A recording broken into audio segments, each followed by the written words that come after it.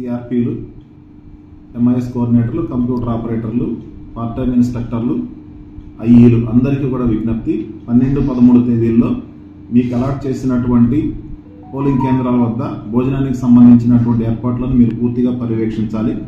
Quality విషయంలో మాత్రం ఎట్టి పరిస్థితుల్లో రాజీ పడొద్దు. మరి అందరికీ కూడా అడ్వాన్స్ రూపంలో డబ్బులు ఇచ్చాము.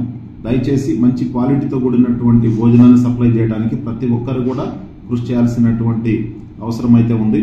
12వ తేదీ ఈవినింగ్ స్నాక్స్ పెట్టాలి. 12వ తేదీ నైట్ డిన్నర్ అరేంజ్ చేయాలి. అలాగే 13వ తేదీ ఉదయం 6 నుంచి 7 గంటల మధ్య టిఫిన్ అరేంజ్ చేయాలి.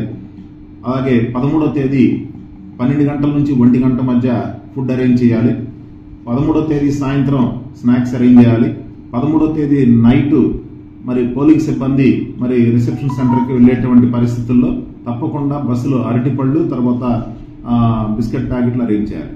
ముఖ్యంగా గమనించాల్సింది ఏంటంటే క్వాలిటీ మెటీరియల్ ఉపయోగించాలి. సోనా మసూరి బియ్యం ఉపయోగించాలి.